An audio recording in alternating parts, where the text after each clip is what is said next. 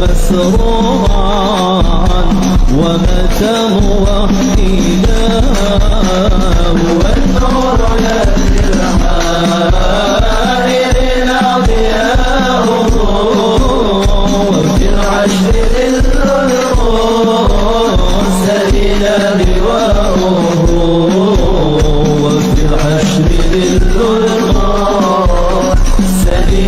لواؤه.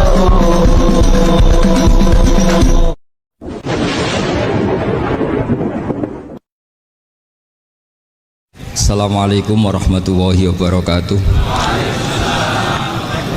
Bismillahirrahmanirrahim. Tabarakalladzi nazzalal furqana ala 'abdihi liyakuna lil 'alamina nadhira. Allahumma shalli wa sallim ala sayyidina Maulana Muhammad wa ala alihi wa sahbihi asma'in. Nama ba'du.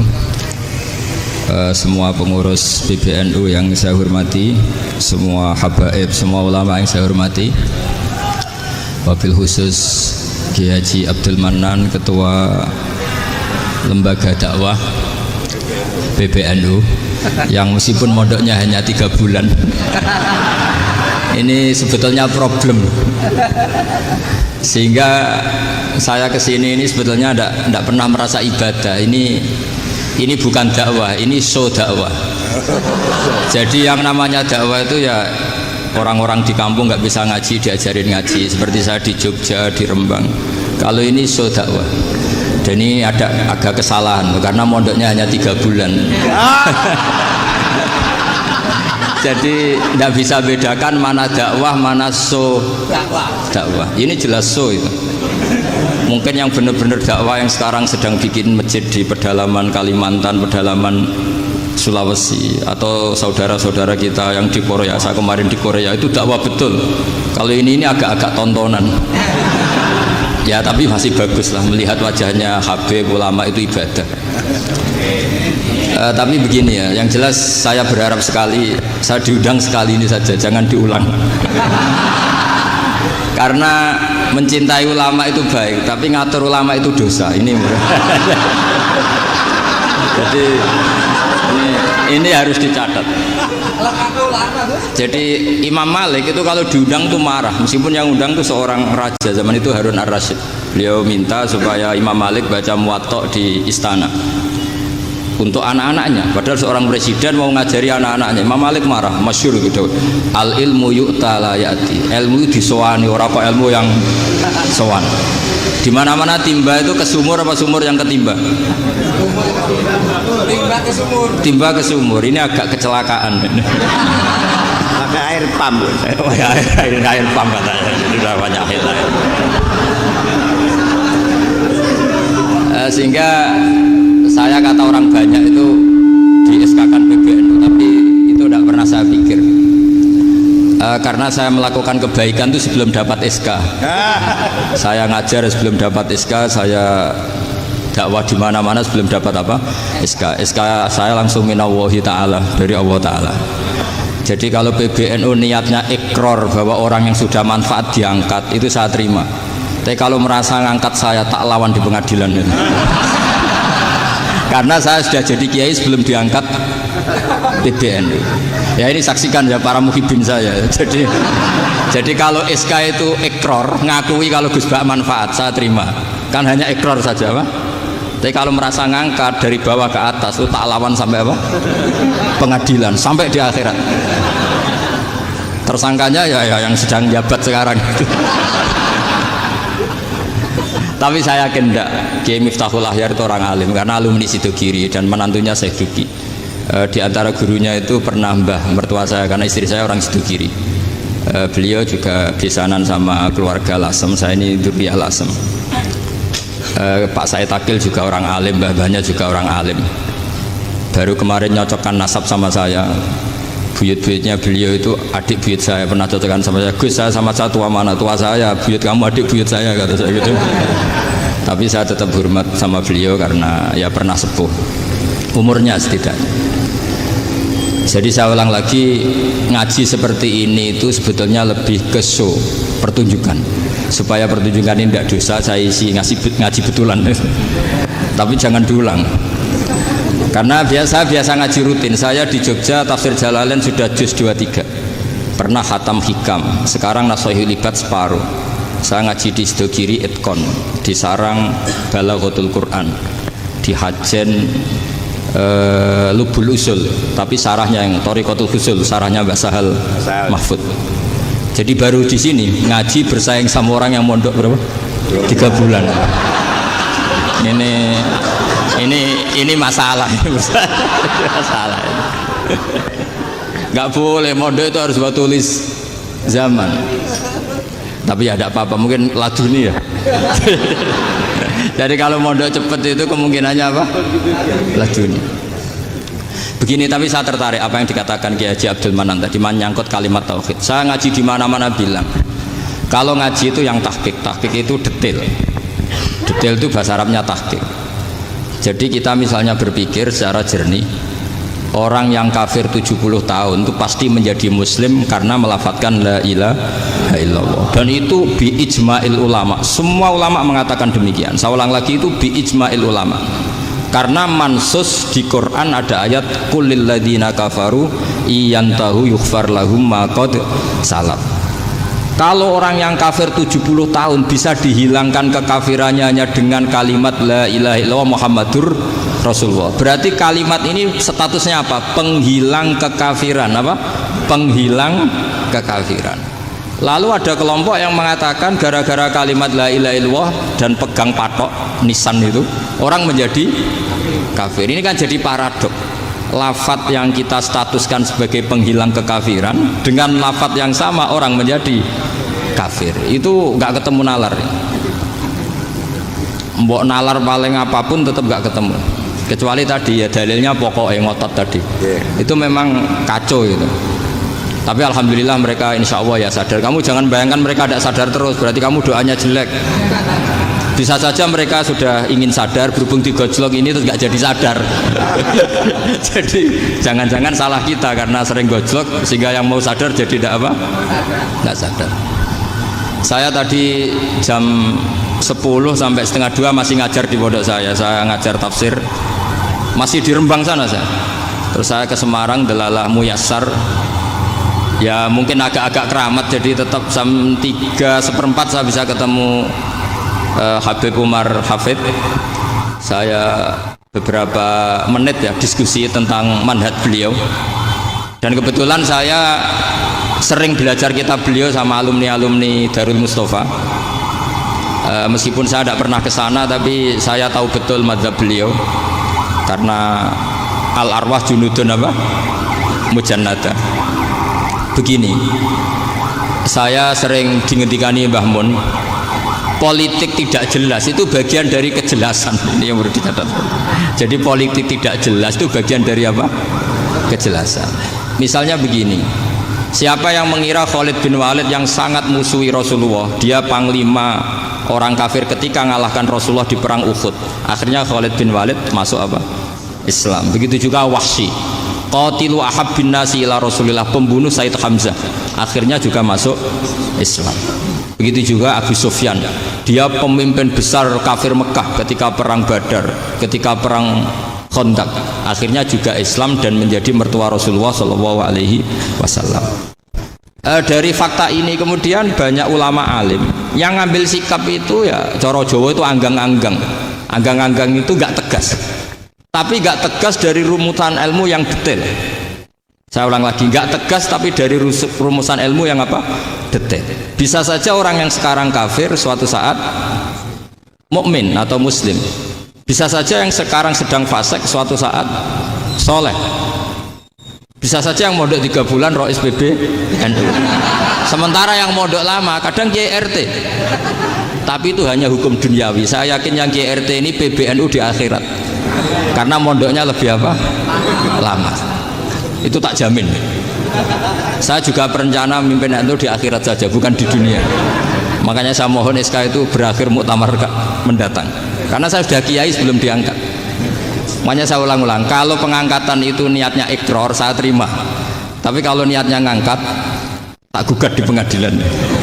Ini tidak guyon, ini betulan itu. Ya, tapi ini hanya guyon saja.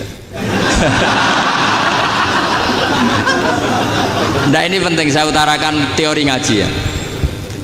Ini saya bacakan naskah asli Sayyid Umar Hafid supaya Anda dapat barokah beliau. Karena beliau selain alim allamah, muridnya Habib Salim, juga beliau pernah ngaji kutub Sayyid Abdul Qadir Segaf di Jeddah. Juga beliau sering istifadah di beberapa kiai. Ini saya baca teks Arabnya, kemudian saya terjemah. Bagi yang tidak setuju pemaknanya bisa gugat, karena saya baca Arabnya. Yang nggak setuju pemaknanya bisa gugat, tapi tak jamin kalah karena saya paham betul teksnya maknanya seperti itu. Logikanya tadi ya, ketika Rasulullah ngambil sikap tegas kepada Qatilu Hamzah yaitu Wahsy, dan ketika Rasulullah ngambil sikap tegas pada orang-orang yang mengalahkan beliau di perang Uhud, kaifa yuflihu qaumun fa'alu bi anbiya'ihim hakadha, bagaimana mereka jadi orang benar atau orang yang dapat kebahagiaan kalau mereka perlakuannya seperti Nabi seperti ini, yaitu Nabi sujawaju masyhur wa kusirat ruba, yaitu Nabi itu wajahnya terluka, gigi serinya tanggal. Orang-orang seperti ini tuh nggak akan bejo kalau orang Jawa, nggak akan falah. Tapi apa yang terjadi? Allah menurunkan ayat laisa laka minal amri syai'un aw yatuba 'alaihim aw yu'adzibahum. Muhammad itu bukan wilayah kamu ngecap orang, menstigmasi orang itu tidak wilayah kamu. Saya bisa saja mengampuni mereka atau menyiksa saya itu atau menyiksa mereka itu wilayah saya, kata Allah. Saya bisa saja mengampuni mereka atau menyiksa mereka itu wilayah saya. Sehingga akhirnya apa? Rasulullah tidak ngambil sikap yang mungkin orang lain mengatakan itu tidak tegas. Tapi itu kearifan. Betul, akhirnya Wahsy malah masuk Islam. Khalid bin Walid panglimanya juga masuk Islam. Dan beberapa orang kafir juga masuk Islam, termasuk mimpinihim, ketuanya yaitu Abu Sufyan. Ini penting saya utarakan. Makanya ini saya baca pembenaran dari konstruksi pikiran tadi. Nah, ini supaya khas. Ini khasnya orang mondok 10 tahun ini. Jadi ini tak baca ini. Nah, biar jelas ini nanti teksnya persis ya, tidak saya rubah. Ini di kitabnya Habib Umar Hafid, namanya itu Taujihun Nabi Limardoti Bari. Kalau diterjemah ya mengarahkan orang yang sadar. Nabi itu orang yang sadar ya, sampai ini termasuk orang yang sadar. Limardoti Robbi, menuju mendapat ridho Tuhan atau Allah Subhanahu wa Ta'ala. Saya baca teksnya ini di halaman 179. Ini tidak ada yang saya rubah, tidak saya kurangi. Bismillahirrahmanirrahim. Fala budda an wattina qulubana ala annana khadamatu ahli hadzal qaul wa yattali'u wa min qulubina annana na'taqidu imkaniyata ayyasfa fi ahadina yaumal qiyamati man huwal ana kafirun yuslimu faya'lu sya'nu indal haqqi fayakunu sababan li khalasika fil qiyamah yumkinu dzalik. Jadi kita para dai, para kiai itu adalah khodamatu hadal kaun. Kita ini adalah pelayan alam raya ini yang selalu berharap alam ini akan lebih baik. Orang yang sekarang sedang kafir bisa saja nanti yang nyafaati kamu di akhirat, yaitu mereka masuk Islam lalu Islamnya lebih serius, akhirnya punya hak syafaat. Sementara kamu Islam mulai kecil tapi biasa-biasa saja seperti ini, mulai dulu ngaji terus sama Ki Abdul Manan, nggak pernah yang ngisi ngaji. Itu artinya nggak ada perkembangan. Makanya saya nggak ingin ngaji lagi karena saya ingin perkembangan Anda nanti tukang mengisi, bukan yang diisi. Kalau saya nanti ngaji lagi di sini, artinya Anda kalau tetap mendengarkan itu tidak ada perkembangan. Pantas saja saya mulang Gus Bahak sampean sing ngaji. Sekali-kali ada perkembangan, saya ngaji sampean yang mulang, itu bagus itu. Meskipun itu perkembangan yang menyesatkan.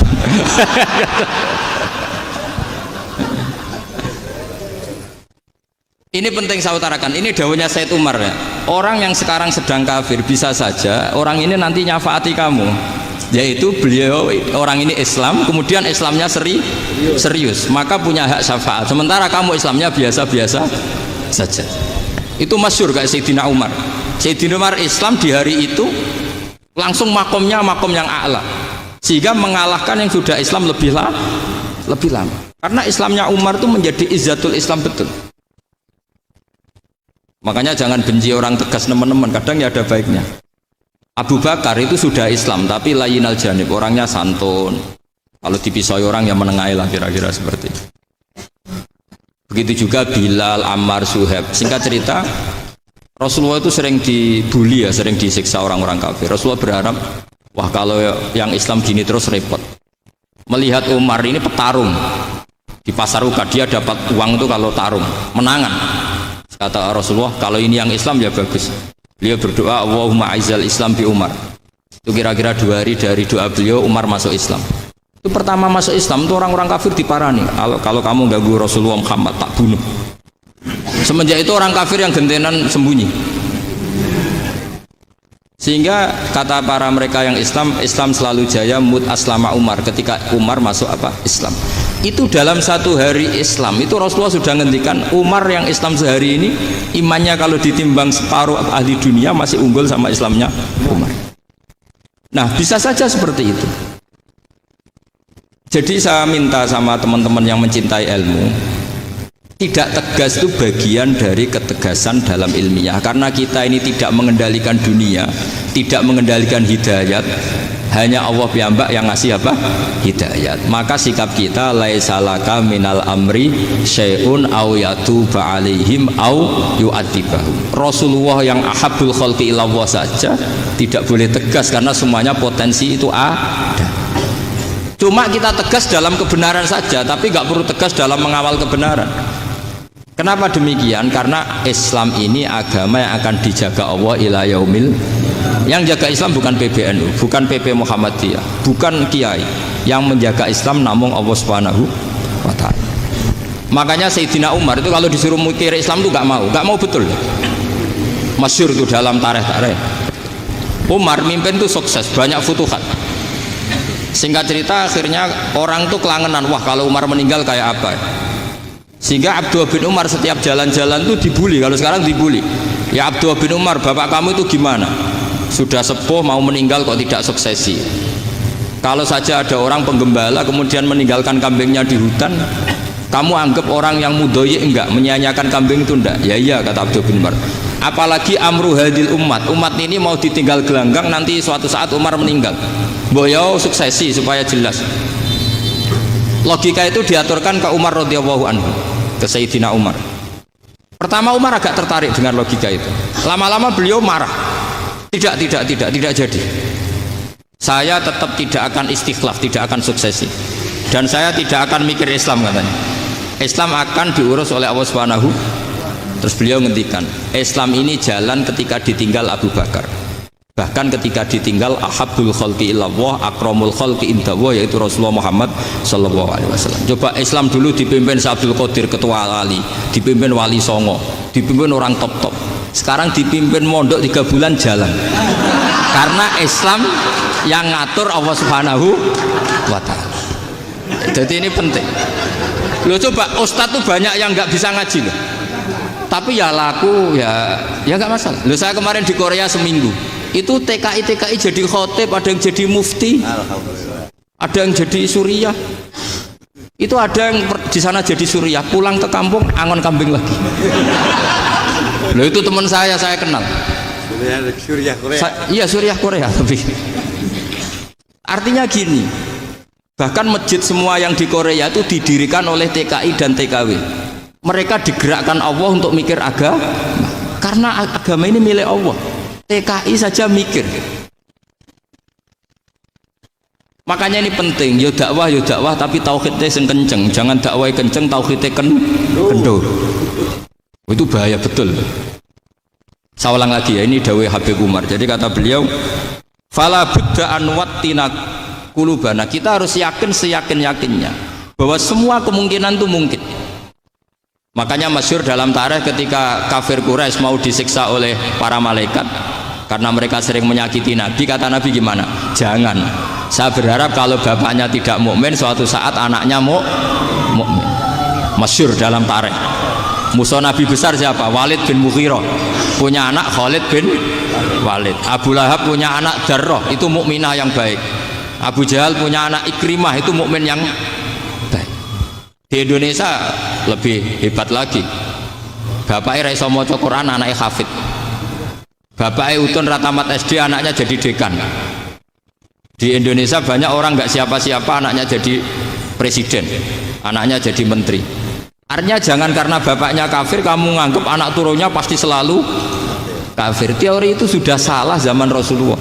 Yaitu Walid akhirnya punya anak Khalid, Abu Lahab punya anak Darrah, terus siapa, Abu Jahal punya anak siapa, Ini penting saya utarakan karena dakwah kalau terlalu semangat nanti kalau menghilangkan tauhid bahaya. Tetap innal huda huda. Uni Soviet kayak apa, mengkooptasi negara-negara sekelilingnya sampai jadi Zuni. Tapi apa yang terjadi, Uni Soviet yang runtuh, persemakmurannya semua rata-rata jadi negara apa? Islam, kayak Uzbek, kayak Ceknya, kayak apa-apa. Karena agama ini diurus Allah.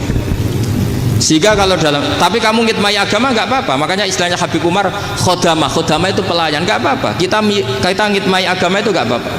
Dengan ngitmai terus mikir nggak apa-apa. Tapi jangan mikir yang merasa kalau kita mati, wah nanti agama ini kukut karena saya mati. Kamu itu siapa? Agama Islam ini tidak pernah dipasrahkan kamu. Diurus oleh Allah Subhanahu wa Ta'ala sendiri. Sehingga ketika Wali Songo meninggal, agama ini tambah kuat sampai sekarang. Kecil saya itu kalau pengajian susahnya bukan main, harus izin sana sini. Sekarang setiap pengajian polseknya datang, polresnya datang, nggak ada intel, nggak ada apa. Padahal kiai dulu sama kiai sekarang itu kira-kira alim mana? Raden kiai dulu. Mbah Hasyim Asy'ari itu ngarang kitab sampai dibaca di Yaman. Saya sering baca juga kitab beliau, Risalatu Ahli Sunnah wal Jamaah. Kiai sekarang mau terjemah aja kadang salah memahami. Tapi ya Islam tetap jalan karena Islam ini dikawal, dijaga oleh Allah Subhanahu wa Ta'ala. Maka kalau dalam cerita tarikh sirahnya Ibnu Ishaq itu, tauhid itu penting.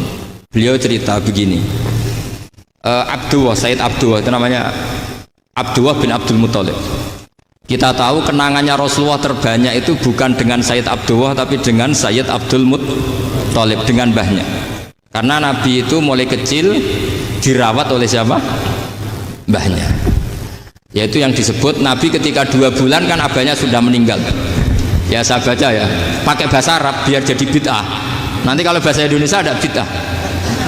Tidak betul. Diba atau berjanji sebenarnya itu kitab sejarah, berhubung dibaca bahasa Arab terus kayak mantra. Terus yang belakang mau nyenggai soleh aleh, sehingga kubu sebelah bilang tuh khurafat dan bid'ah. Coba diterjemah ini, coba nanti saya baca bahasa Arab. Walamma tamma min hamli syahroni ala masyuril aqwalil marwiyatu fiya bil madinati abuhu Abdullah wa kana qad istaza bi aqwalihi bani adi min at-taifatin najariyah wa makatha syahron saqiman yu'anu nasukmahu wasaqwa. Terus di pojok sana bilang sholli alaihi. Pasti kubu sebelah yang liwat, wah itu khurafat bid'ah karena dianggap mantra. Padahal artinya coba sampean baca bahasa Indonesia. Ketika hamil Rasulullah umur 2 bulan, abahnya meninggal di kota Abwa. Kota Abwa adalah kota keluarga besar ibunya Sayyid Abdullah. Kebetulan pas ke sana beliau sakit sampai 1 bulan dirawat. Bid'ahnya di mana kalau diterjemah? Wong itu kitab tarikh. Makanya saya nggak tahu yang membidah-bidahkan tiba itu karena tadi. Tapi sampean juga ikut salah karena nyenggai sholawatan tok itu. Jadi makanya saya bilang tadi kalau bahasa Arab bid'ah, kalau sudah terjemah bid'ah karena kelihatan kalau itu hanya kitab tarikh. Loh, coba bid'ahnya di mana? Wa ba'du fa'aqulu wa Muhammad bin Abdullah bin Abdul Muthalib bin Hasyim. Itu kalau diterjemahkan, kamu harus tahu siapa nama Muhammad. Muhammad punya abah siapa? Rasulullah Muhammad Abdullah. Punya abah siapa? Abdul Mut. Punya abah siapa? Hasyim. Coba baca gitu di kubu sebelah. Oh iya gitu. Berhubung kok baca bahasa Arab. Wa ba'du fa'aqulu wa Muhammad bin Abdullah bin Abdul Muthalib bin Hasyim. Jadi itu hanya salah baca saja. Maksudnya salah yang ngukumi, bukan salah yang baca, salah yang apa? Ngukumi. Sayyid Abdullah ini orang yang tauhidnya sangat kuat. Sayyid Abdul Muthalib lebih kuat lagi. Saya cerita sedikit betapa pentingnya tauhid. Ketika pasukan Abraha bawa pasukan gajah mau menyerang apa? Ka'bah. Itu sebelum menyerang itu semua aset-aset milik orang kafir Quraisy, milik orang Quraisy lah, itu ditawan, diambil, termasuk milik Sayyid Abdul Muthalib, milik Abdul Muthalib. Terus ketika mau masuk Ka'bah, mau masuk Mekah, kata Abraha, man sayyidu hadal wadi, siapa yang kamu tuakan, yang kamu pertuan di sini? Oh, Abdul Muthalib. Abdul Muthalib itu dipanggil, itu auranya luar biasa. Abraha yang di tempat perkemahannya itu harus duduk di atas karena dia raja, itu duduk di atas gak berani, saking wibawanya Abdul Muthalib, ini mbahnya Rasulullah. Akhirnya Abraha bilang gini, saya duduk di bawah tidak mungkin karena saya raja, kamu duduk jejer saya tidak mungkin karena nanti umat saya kecewa karena raja kok disaingin gitu. Ya sudah, santai berdiri-diri kita ngomong. Akhirnya Sayyid Abdul Muthalib tadi diomongin gini, saya itu tidak ingin merusak orang-orang Mekah, orang-orang Quraisy. Saya hanya kecewa punya tempat ibadah dikencingi, diberakin, sehingga saya mau merubuhkan Ka'bah, tapi dengan damai, nggak ada perang. Apa jawabnya Abdul Muthalib? Lucu. Nggak apa-apa, Ka'bah kamu robohkan silakan, nggak apa-apa. Yang penting unta saya yang kamu sita kembalikan. Harta saya yang 100 unta kamu sita kamu kembalikan. Itu Abraha kagetnya bukan main. Kaget karena kamu itu pemimpin apa? Tadi saya hormat kamu karena kamu tak anggap orang hebat. Hadhil Ka'bah dinu abaika, ini Ka'bah itu agama kamu. Pas saya hancurkan kok kamu tenang-tenang saja. Padahal pas mau saya hancurkan kamu tenang-tenang saja, malah tanya unta kamu itu gimana? Apa jawabnya Abdul Muthalib? Inna lihadal baiti robban hamahu, sebab Ka'bah itu ada yang punya dan pasti akan melindungi Ka'bah. Tapi kalau unta itu milik saya, ini urusan saya, ini unta. Jadi inna lihadal baiti robban hamahu itu tidak milik saya, itu ada yang punya. Ya sudah, biar yang punya aja yang jaga, itu tidak urusan saya. Akhirnya unta dikembalikan, aman deh, Untung double. Terus akhirnya dia ke Ka'bah, fa'akhudha bi halaqatil bab, karena dulu apa itu halaqatil bab, karena dulu itu yang dipakai apa itu pegangan itu bentuknya apa, bulat, makanya diistilahkan halaqah apa, bulat. Kalau sekarang halaqah ilmiah itu seminar, jadi benar. Halakot itu buruhi lain lagi. Iya. Pegang terus bilang gini, kata Abdul Muthalib, ya Allah, Ka'bah ini mau dihancurkan oleh Abraha, Ka'bah ini milik kamu. Saya mau ke gunung, mau melihat apa yang kau lakukan terhadap orang yang mau merusak Ka'bah. Terus Abdul Muthalib bilang ke umatnya, wa ya qaumi, ayo kita ke gunung melihat ma fa'ala rabbuna, apa yang akan dilakukan Tuhan kita terhadap orang yang mau menghancurkan Ka'bah. Jadi santai saja, santai. Terus Abdul Muthalib naik gunung sama orang-orang Quraisy. Abraha datang mau merusak Ka'bah, terus terjadi alam taro kaifa fa'ala rabbuka bi ashabil fil. Itu melihat, dan betul Ka'bah dijaga Allah. Islam juga gitu. Ketika Islam dikooptasi Uni Soviet, semua ulama, semua wali perasaannya hanya nunggu kehancuran Uni Soviet, karena pasti agama ini dijaga Allah. Saya setiap sholat, setiap munajat, ketika baca Rabbana lakal hamdu bil samawati wa mil'ul ardi. Dulu saya iskal itu janggal. Ya Allah, engkau zat yang layak dipuji, yang pujian itu memenuhi langit dan bumi. Pikiran saya kalau bumi ateis itu mujinya kayak apa? Tapi Masya Allah, ketika saya datang di Korea, bumi ateis, ternyata di sana banyak masjid, banyak tasbih, bahkan ada sakduna di sana. Karena Allah sudah ngendikan lakal hamdu mil'us samawati wa mil'ul ardi. Dan sekarang nyata, semua bumi ateis, bumi apa saja, ada tasbihnya, ada tahmidnya.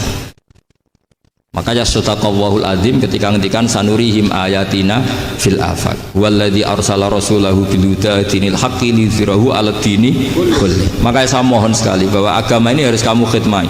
Tapi enggak boleh kamu pikir. Atau dibaliklah, khidmah maka memikir. Tapi tidak usah GR bahwa agama ini diserahkan sampean. Saya juga agak ridho. Agama kok diurus orang-orang kayak gini, kayak apa nasibnya? Jadi ini penting, karena rata-rata kiai alim itu tidak jelas. Terus oleh orang-orang yang nggak pernah ngaji itu, wah ini nggak jelas, nggak tegas. Islam itu harus tegas. Maksudnya tegas itu kayak apa? Tegas itu di wilayah kita. Kalau istri kamu mau diperkosa orang itu boleh tegas, itu wilayah kamu. Tapi kalau hidayat itu wilayahnya Allah Subhanahu wa ta'ala, kita tidak pernah tahu. Bahkan yang sudah Islam saja, nyuwun sewu, itu nggak ada jaminan mati husnul khotimah. Kita tahu dalam sejarah Sa'labah itu dapat gelar hamamatul masjid, merpatinya masjid. Tapi kita tahu akhirnya Sa'labah itu apa? Su'ul khotimah. Sampai dalam Islam selalu diajarkan ya muqallibal qulub tsabbit qalbi ala dinik. Jadi kalau kita sendiri saja masih ingin selalu husnul khotimah, agak ada ruang untuk mudah menvonis orang lain. Makanya saya salut sekali ketika Habib Umar menulis kita semua ini mengkhidmai hadal kaun dan selalu berharap bisa saja suatu saat orang yang sedang kafir bisa saja suatu saat muslim. Nah soal kalau yang sama yang harbi menyerang kita ya tarung. Artinya kalau yang merangi kita ya kita wajib perang, kalau enggak ya habis kita. Seperti kita lakukan ketika diserang Belanda. Tapi ketika mereka musta'man, dhimmi, mu'ahad, orang-orang kafir yang mau berdamai dengan kita ya kita damai. Sebagaimana yang dilakukan Rasulullah SAW ketika berdamai dengan kafir Quraisy yang dipimpin Suhail bin Amr. Masyhur itu dalam tarikh. Singkat cerita kan Sayyidina Ali ini pernah konflik sama orang Khawarij. Kata Sayyidina Ali, ya sudah lah, namanya kita musuhan, kita tidak usah ketemu, pakai mediator, kata Sayyidina Ali. Kata orang Khawarij, ini apa-apaan kok butuh mediator? Nggak ada Qur'annya, nggak ada hadisnya. Kira-kira kalau Pak Sayyidina Ali orang Jawa, nggak ada apa tidak tahu. Walhasil Sayyidina Ali akhirnya baca ayat wa in khiftum shiqaqa bainihima fab'atsu hakaman min ahli wa hakaman min ahliya. Jika suami istri tengah konflik, maka yang keluarga suami kirim mediator, yang keluarga perempuan juga kirim mediator. Terus kata Sayyidina Ali, wa amru ummati Muhammad a'dhamu min amri rajulin wa imra'atin. Kalau suami istri saja ketika konflik butuh mediator, apalagi ini kelompok besar pasti lebih butuh mediator. Akhirnya lalu mediatornya siapa? Kata Sayyidina Ali, ya siapa saja yang penting baik. Ditunjuk seseorang, diprotes sama orang Khawarij, ini orang nggak kredibel. Terus Sayyidina Ali marah-marah. Rasulullah itu pernah berdamai dengan orang, bahkan orang itu kafir, yaitu Sulhul Hudaybiyah. Nabi itu berdamai dengan orang yang bernama Suhail bin Amr ketika itu kafir. Makanya ini menunjukkan bahwa musolahah ma'al kufar itu boleh demi kelangsungan bernegara berbangsa. Kamu tidak usah meragukan reputasi NU. Ketika dulu kafirnya kafir harbi zaman Belanda, ya Mbah Hasim fatwa apa? Jihad. Jadi jangan kira tidak tegas. Kita tegas sekali. Justru kita yang punya masa lalu tegas. Tapi kepada siapa dan dalam konteks apa? Paham ya? Terus ini penting sekali untuk dijernihkan. Ini saya baca berikutnya nanti, tidak supaya tahqiq. Saya syukur sekali, saya tadi sekaligus minta ijazah sama Habib Umar, dan memang saya ngaji ini lama sama teman-teman alumni Yaman, cuma belum pernah ketemu mu'alifnya.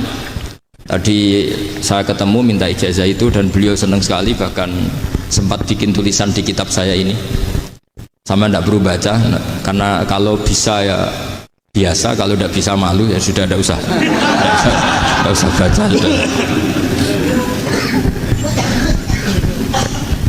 Terus ini kata beliau, ini masih saya teruskan. Nahnu min hadhil intilaqah naktasibu thabatana wa quwwata yaqinina wa illa fa fil ardi mu'aridun wa muntaqidun wa mukhalifun min akhyarin wa asyrarin sholihin wa fasikin muslimin wa kuffar. Kalau kamu punya satu metode ilmiah, metode dakwah, kamu harus siap, karena pasti ada yang menentang. Yang menentang itu ya mulai orang soleh, tidak soleh, orang macam-macam. Jadi kalau sudah punya manhaj, memang dari awal harus siap apa? Ditentang. Jadi misalnya PBNU punya kebijakan apa, ya sudah siap saja dibully. Itu pasti itu, karena nggak ada manusia semua suka, semua benci. Kata beliau, anta in kunta fi syakkin min hadzal maslak wal manhaj fattabi man syi'ta wasaha angka ghaniyah wa in kunta ala yaqinin annahu al-huda wa mirasun nubuwah wa annahu haqiqatu tarjamatil ahdi ma'rab fala tata'athar min kalami ahadin yakunu mangkana. Jadi intinya kita mengawal Islam secara rahmatan lil alamin itu justru kita berharap menjadi simpatik dan menjadikan mereka menjadi napa Islam. Jangan ketika simpatik dianggap gak tegas. Saya masih ingat betul dawuh Mbah Mun, hak sekseni, kata beliau, saya masih ingat kalimatnya, sekseni aku ra tegas itu berdasar ayat laisa laka minal amri syai'un aw yatuba alaihim aw yu'adzibahum, karena potensi sosial itu bisa rubah. Orang yang sekarang kawan kamu bisa saja suatu saat jadi musuh, yang sekarang musuh kamu bisa saja suatu saat jadi kawan. Terus kamu ngambil sikap tegas dalam sesuatu yang nggak stabil seperti ini, lalu tegas itu kan nggak pada tempatnya. Makanya yang seperti ini kata Allah pakai asa itu menawa-menawa. Asa wahu ayyaj'ala bainakum wa bainal ladzina adaitum minhum mawaddah. Bisa saja orang yang sekarang musuhan dengan kamu suatu saat dijadikan mawaddah. Kamu udah mawaddah itu saling mengasihi. Kamu udah usah tanya, wallahu qadir, kata Allah, karena Allah mampu. Jadi dalam hukum-hukum sosial Allah seringnya bilang apa? Asa. Misalnya wasa antakrahu syai'a wa huwa khairul lakum, wasa antuhibbu syai'a wa huwa syarrul lakum. Karena masalah sosial ini semuanya asa, yang pernah tahu siapa? Bisa saja sekarang saya Rois Surya, nanti SK-nya nggak turun lagi, tapi saya tidak apa-apa. Bisa saja nanti santri 10 tahun dipimpin 3 bulan, nggak apa-apa. Bolak-balik nggak apa-apa, saya tidak akan kecewa, karena masya Allahu kana wa malam yasa lam yakun. Wassalamualaikum warahmatullahi wabarakatuh. والنور يهدي الحائر إلى ضياء وفي الحشر ذل المرسلين لواء والنور يهدي الحائر إلى ضياء وفي الحشر ذل المرسلين لواء وفي الحشر المرسلين لواء إذا كان هذا كافرا جاء دمه بدبت يداه في الجحيم مخلدا أتى أنه في يوم الاثنين دائما يخفف عنه سروري بأحمد والنور يهدي الحائر إلى ضياء وفي الحشر ذل المرسلين لواء وفي الحشر ذل المرسلين لواء وكأنه في يوم الاثنين دائما يخفف عنه لسرور بأحمد فما الظن بالعبد الذي طول عمره بأحمد مسرورا ومات موحدا فما الظن بالعبد الذي طول عمره بأحمد مسرورا ومات موحدا والنور يهدي الحائر إلى ضياء وفي العشر ذل المرسلين لواء وفي الحشر ذل المرسلين لواء.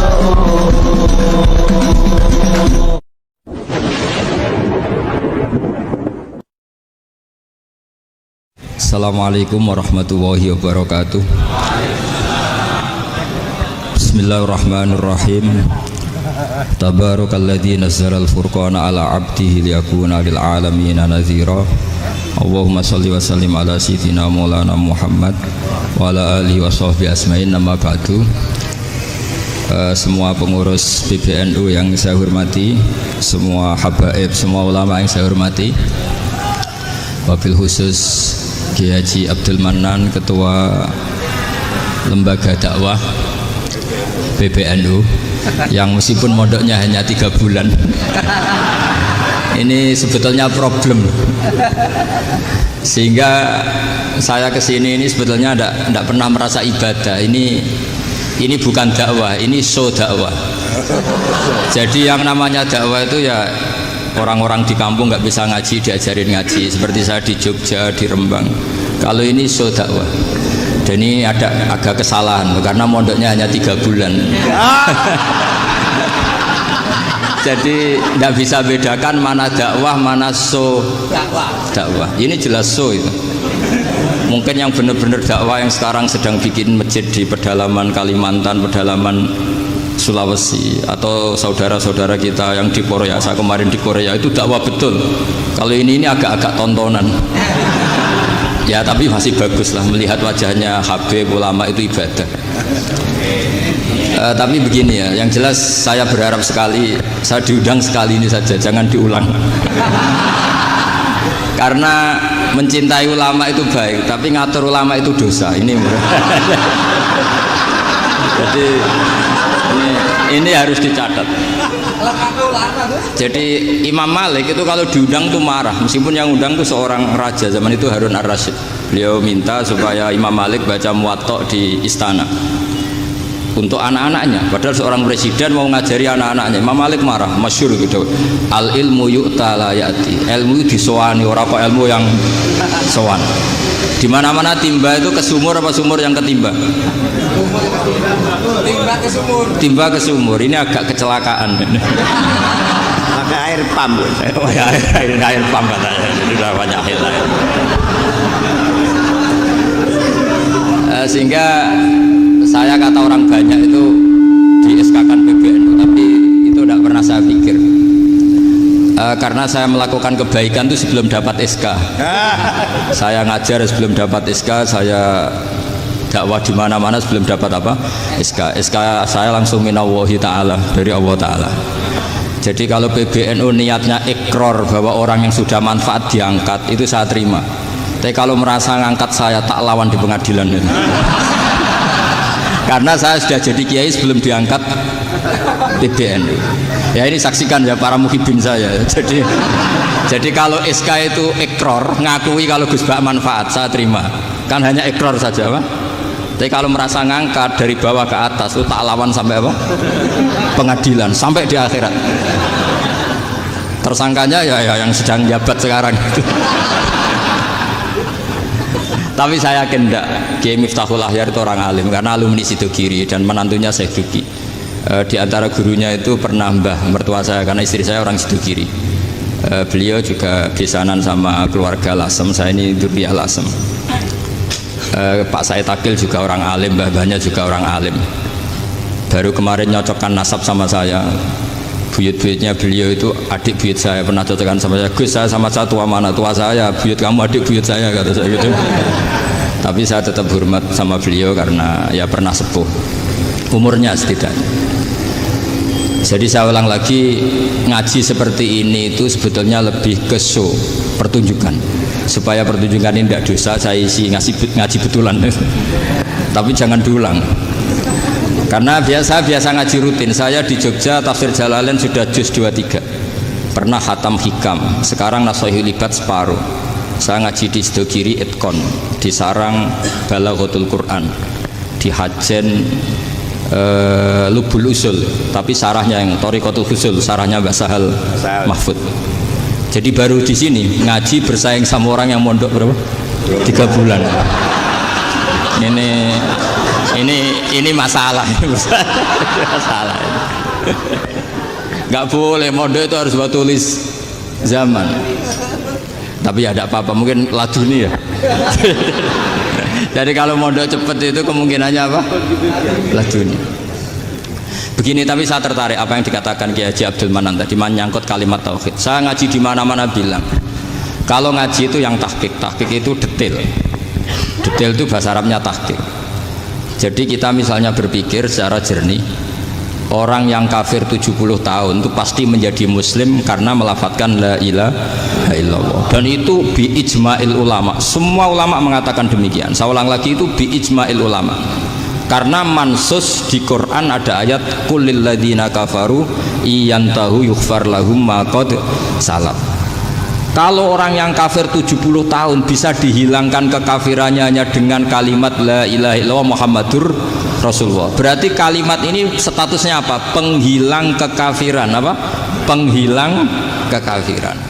Lalu ada kelompok yang mengatakan gara-gara kalimat la ilaha illallah dan pegang patok nisan itu orang menjadi kafir. Ini kan jadi paradok. Lafadz yang kita statuskan sebagai penghilang kekafiran dengan lafadz yang sama orang menjadi kafir. Itu nggak ketemu nalar. Mbok nalar paling apapun tetap nggak ketemu. Kecuali tadi ya dalilnya pokoknya ngotot tadi. Itu memang kacau itu. Tapi alhamdulillah mereka insya Allah ya sadar. Kamu jangan bayangkan mereka tidak sadar terus, berarti kamu doanya jelek. Bisa saja mereka sudah ingin sadar, berhubung digojlok ini terus nggak jadi sadar.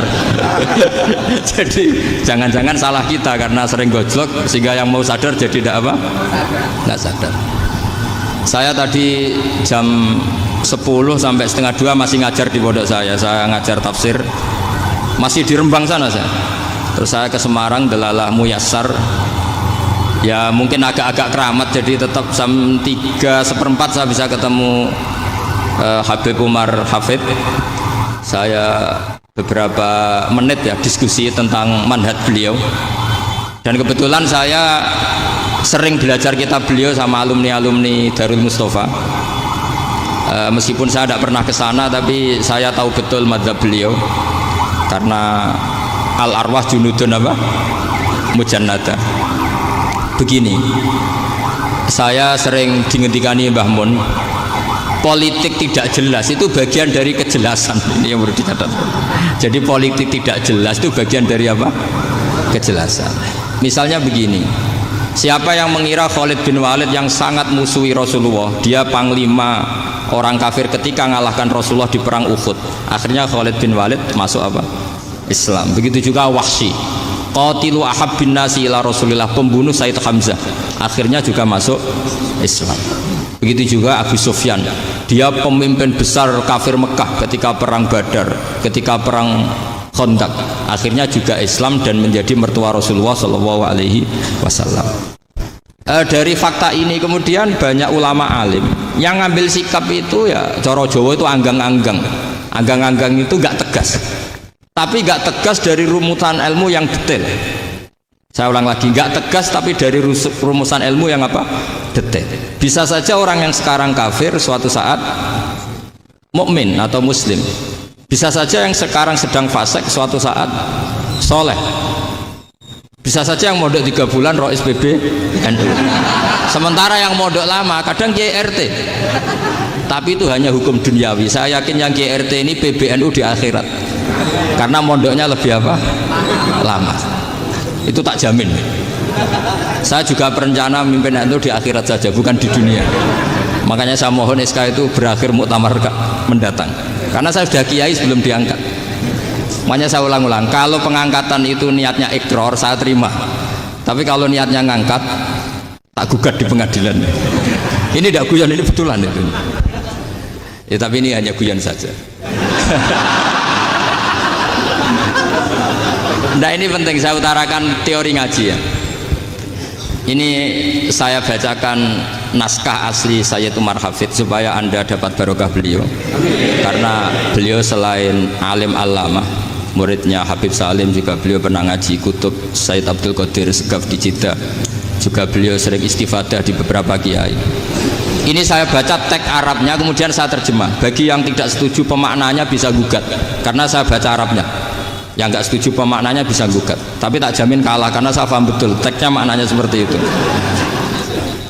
Logikanya tadi ya, ketika Rasulullah ngambil sikap tegas kepada qatilu Hamzah yaitu Wahsy, dan ketika Rasulullah ngambil sikap tegas pada orang-orang yang mengalahkan beliau di perang Uhud, kaifa yuflihu qaumun fa'alu bi anbiya'ihim hakadha, bagaimana mereka jadi orang benar atau orang yang dapat apa? Kebahagiaan Kalau mereka perlakuannya seperti Nabi seperti ini, yaitu Nabi sujawaju masyhur wa kusirat ruba, ya tuh Nabi itu wajahnya terluka, gigi serinya tanggal. Orang-orang seperti ini tuh nggak akan bejo kalau orang Jawa, nggak akan falah. Tapi apa yang terjadi? Allah menurunkan ayat laisa laka minal amri syai'un aw yatuba 'alaihim aw yu'adzibahum. Muhammad itu bukan wilayah kamu ngecap orang, menstigmasi orang itu tidak wilayah kamu. Saya bisa saja mengampuni mereka atau menyiksa saya itu atau menyiksa mereka itu wilayah saya, kata Allah.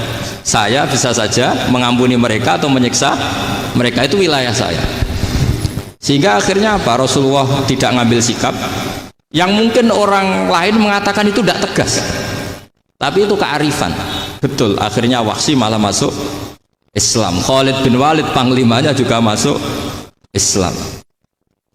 Dan beberapa orang kafir juga masuk Islam, termasuk mimbenihim, ketuanya yaitu Abu Sufyan. Ini penting saya utarakan. Makanya ini saya baca pembenaran dari konstruksi pikiran tadi. Nah ini supaya khas. Ini khasnya orang mondok 10 tahun ini. Jadi ini tak baca ini. Nah, biar jelas ini nanti tagnya persis ya, tidak saya rubah. Ini di kitabnya Habib Umar Hafid, namanya itu Taujihun Nabi Limardoti Bari. Kalau diterjemah ya mengarahkan orang yang sadar. Nabi itu orang yang sadar ya, sampai ini termasuk orang yang sadar. Limardoti Robbi, menuju mendapat ridho Tuhan atau Allah Subhanahu wa taala. Saya baca tagnya ini di halaman 179. Ini tidak ada yang saya rubah, tidak saya kurangi. Bismillahirrahmanirrahim. Fala budda an wattina qulubana ala annana khadamatu ahli hadzal qaul wa yattali Allah min qulubina annana na'taqidu imkaniyata ayyasfa fi ahadina yaumal qiyamati man huwal ana kafirun yuslimu faya'lu sya'nu indal haqqi fayakunu sababan li khalasika fil qiyamah yumkinu dzalik. Jadi kita-kita para dai, para kiai itu adalah khodamatu hadal kaun. Kita ini adalah pelayan alam raya ini yang selalu berharap alam ini akan lebih baik. Orang yang sekarang sedang kafir bisa saja nanti yang nyafaati kamu di akhirat, yaitu mereka masuk Islam lalu Islamnya lebih serius, akhirnya punya hak syafaat. Sementara kamu Islam mulai kecil tapi biasa-biasa saja seperti ini, mulai dulu ngaji terus sama Ki Abdul Manan, nggak pernah yang ngisi ngaji. Itu artinya nggak ada perkembangan. Makanya saya nggak ingin ngaji lagi karena saya ingin perkembangan Anda nanti tukang mengisi, bukan yang diisi. Kalau saya nanti ngaji lagi di sini, artinya Anda kalau tetap mendengarkan itu tidak ada perkembangan. Pantes saja semulang Gus Bahak sampean sing ngaji. Sekali-kali ada perkembangan, saya ngaji sampean yang mulang, itu bagus itu. Meskipun itu perkembangan yang menyesatkan.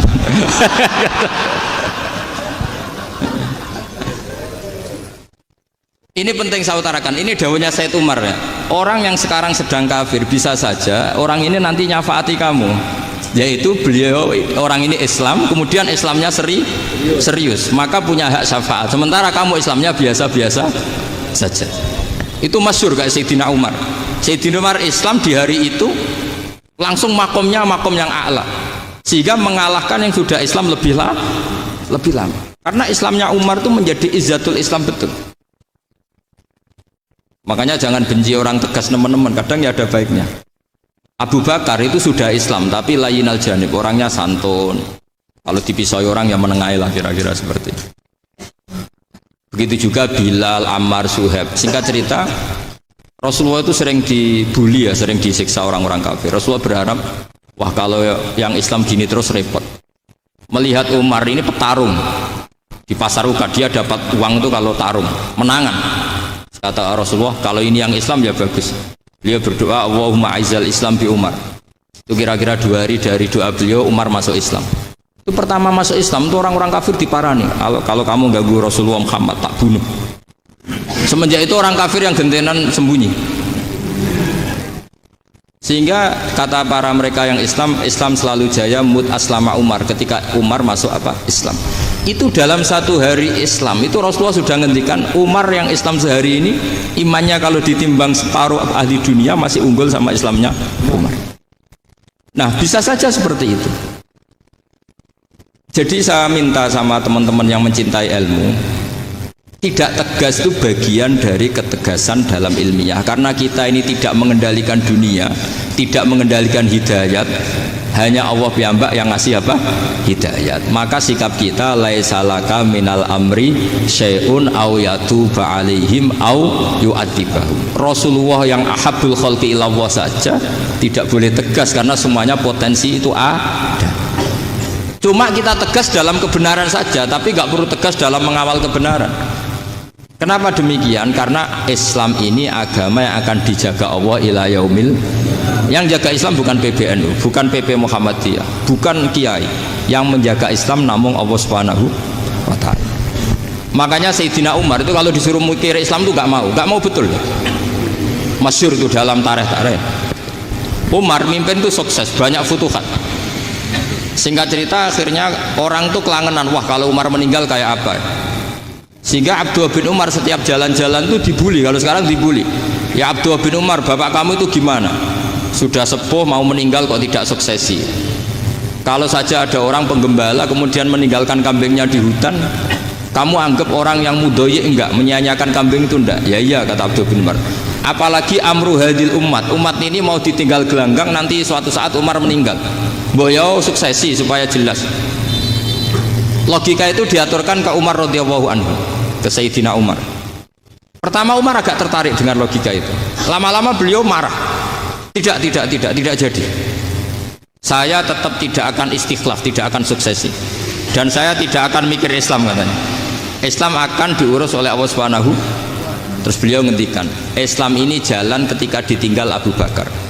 Bahkan ketika ditinggal ahabbul khalqi ilallah akramul khalqi indallah, yaitu Rasulullah Muhammad sallallahu alaihi wasallam. Coba Islam dulu dipimpin Abdul Qadir ketua wali, dipimpin Wali Songo, dipimpin orang top-top. Sekarang dipimpin mondok 3 bulan jalan. Karena Islam yang ngatur Allah Subhanahu wa taala. Jadi ini penting. Loh coba ustadz tuh banyak yang nggak bisa ngaji loh.